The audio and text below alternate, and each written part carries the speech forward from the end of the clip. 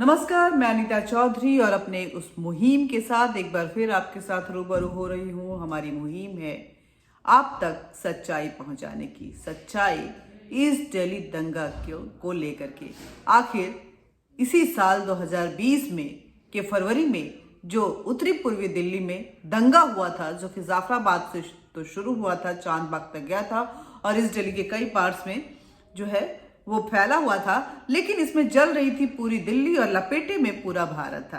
सच्चाई ये है कि क्या ये सिर्फ दंगा था, एक भावावेश था जिसमें लोग जो है वो एक दूसरे को मारने और मरने पे आमादा हो गए थे, या एक साजिश थी, एक गहरी साजिश भारत को बर्बाद करने की, भारत को बदनाम करने की, और साजिश थी इस देश के सनातनी धर्म जिसको कि हम हिंदू कहते हैं उनको बदनाम करने की, उनके लिए एक मोर्चा खोलने की।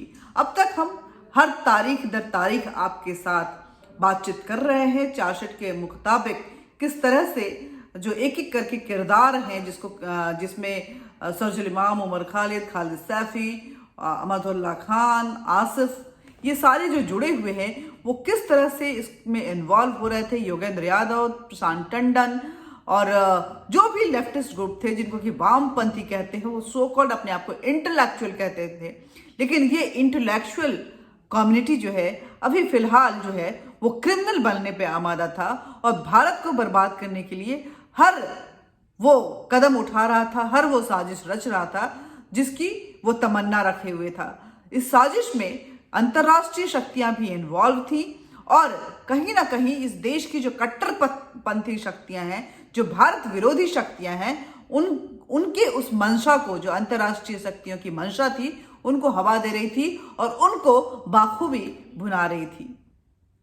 मुद्दा सिर्फ सीए एनआरसी नहीं था, मुद्दा ये था कि आखिर कैसे जो एक राइटिस्ट विंग की सरकार आई है, जो कि न अब सिर्फ मुसलमानों की बात नहीं इस देश में हो रही थी, हिंदुओं की भी सुनी जा रही थी। अब यहाँ के हिंदुओं को ऐसा लग रहा था कि बहुसंख्यक होना उनके लिए कोई गुनाह नहीं है।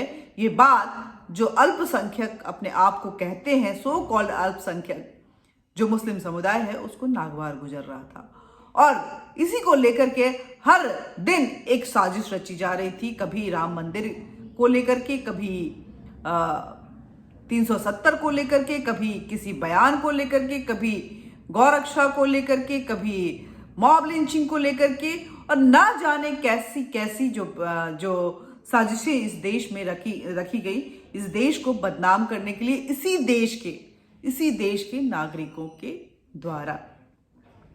हमने अभी तक बात की है कि आखिर 15 दिसंबर 2019 तक किस तरह से एक एक करके ये लोग जो हैं आगे बढ़ रहे थे और इस देश को बर्बाद करने के लिए पूरे रणनीति के साथ चल रहे थे।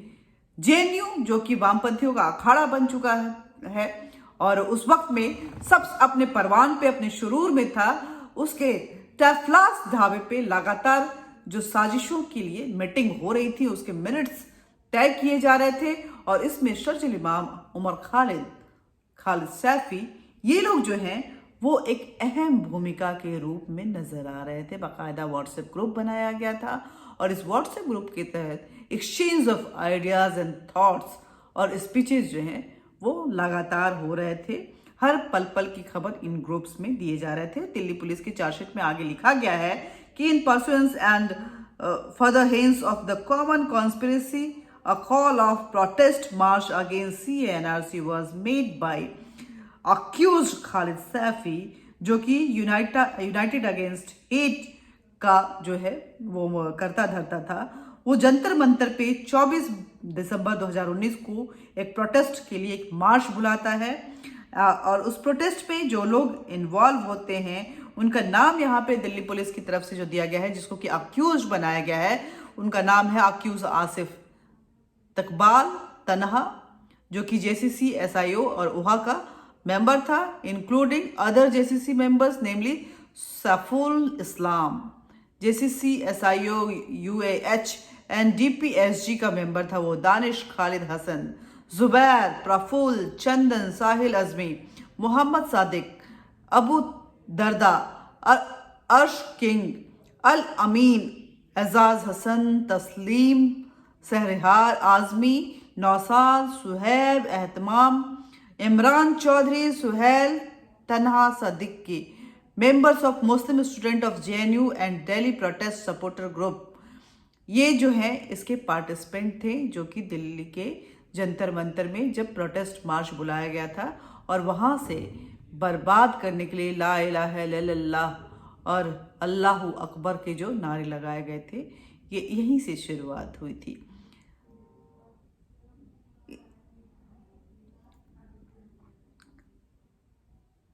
ऐसा दिल्ली पुलिस के चार्जशीट में लिखा गया है कि this fact establishes that the above said group were in close proximity and worked in tandem to achieve a common goal in pursuance of further hence with the common conspiracy। इन सब की जो साजिश थी, जो कॉन्स्पिरेसी थी, वो अब आते हैं हम लोग जनवरी 2020 में।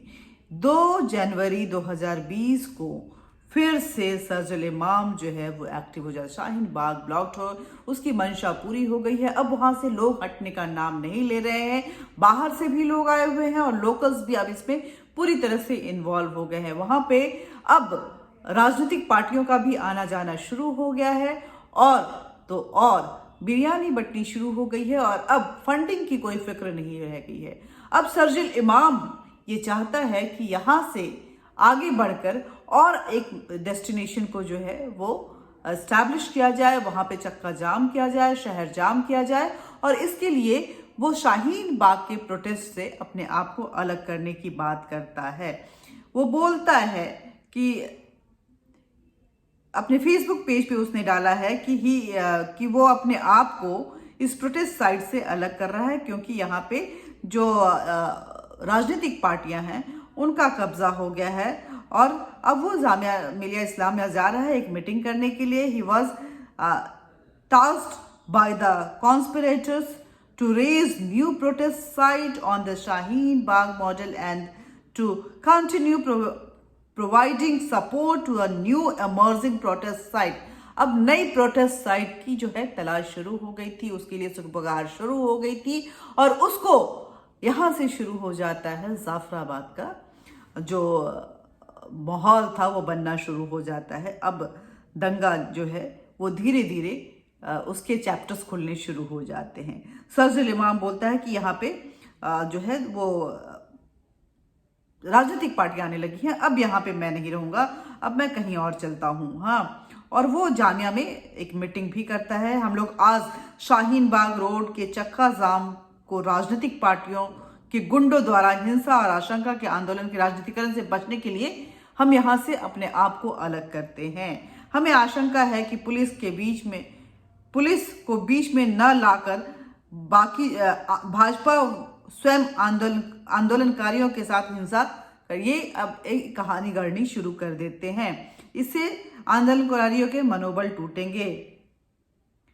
हम आंदोलन को दूसरे चरण में ले जा रहे हैं और हमारी कोशिश होगी कि हम हांगकांग के तर्ज पर फ्लैश मॉब करने के लिए शहरों में फैलना शुरू कर दें। ये उसने अपने पोस्ट में डाला है। फिर 10 जनवरी 2020 की एक चैट सामने आती है, उसमें जिसको कि अटैच भी किया गया है। टेफलास ढाबा में फिर एक मीटिंग होती है। इस मीटिंग में जो है वो सारे लोग आते हैं। ये चैट जो है इस क्या कुछ मीटिंग का कुछ रहा और क्यों ये मीटिंग हुई, इसको एस्टैब्लिश करने के लिए यहाँ पे दिल्ली पुलिस के द्वारा एक चैट का स्क्रीनशॉट भी डाला गया। पूरी चैट की डिटेल डाली गई है। चैट में आफरीन फातिमा और सर्जिल इमाम के बीच बातें हो रही हैं तकरीबन 1:15 पर 9/1/2020 को। ये बुलाता है कि टैफलस ढाबा पे एक सर्जिल इमाम लिख रहा है, कल दोपहर MSJ की एक मीटिंग बुलाना जरूरी है, अगर तुम आ जाओ JNU में हो तो आ जाओ। ये फातिमा को बोल रहा है। फातिमा बोली है कि हाँ जरूरी है ये मीटिंग, हम लोग आएंगे और हम लोग आगे की स्ट्रेटजी पे बातचीत करेंगे। फिर 12 तारीख को आते हैं हम लोग। 12 जनवरी की अगर बात करें, 12 जनवरी 2020 की सर्जिल इमाम जो है वो बोलता है कि हम उस दिन शशि थरूर जो कि कांग्रेस नेता हैं वो JNU 6 बजे पहुंचने वाले थे और सर्जिल इमाम सबको ये निर्देश देता है उस व्हाट्सएप ग्रुप में कि हम लोगों को नाराए तकबीर और ला इलाहा इल्लल्लाह जो है वो जरूर ये स्लोगन रेज करने चाहिए। और ये अरशद वारसी को बता रहा है कि Arshad Warsi on the arrival of Shashi Tharoor at JMI protest site as a speaker established by the chats of Sarjil Imam Arshad Warsi on 12/1/2020 and Facebook page of Sarjil Imam. It has established that they have chatted like we must raise the slogan as a Narai Takbir and La ilaha illallah. ये ऐसा लिखता है सर्जिल इमाम। This chat establishes that सर्जिल इमाम जो कि मुस्लिम student of JNU का सरगना था एंड द अरशद वारसी जो कि स्टूडेंट ऑफ जामिया का सरगना था, were hand in glove and were working as per the conspiracy to incite communal tension. ये लोग इस तरह से ऐसा इसलिए कर रहे थे कि इनकी पूरी मंशा थी, ये एक स्ट्रेटजी के तहत, एक कॉन्स्पिरेसी के तहत किया जा रहा था कि कॉमनल जो फीलिंग है उसको किसी भी तरह इंसाइट किया जाए, उसको एग्रीवेट किया जाए, उसको खोदा जाए और जो माहौल है उसको हिंदू मुस्लिम और कॉमनल करना बेहद जरूरी हो गया था। सो ऑफ नारा तकबीर एंड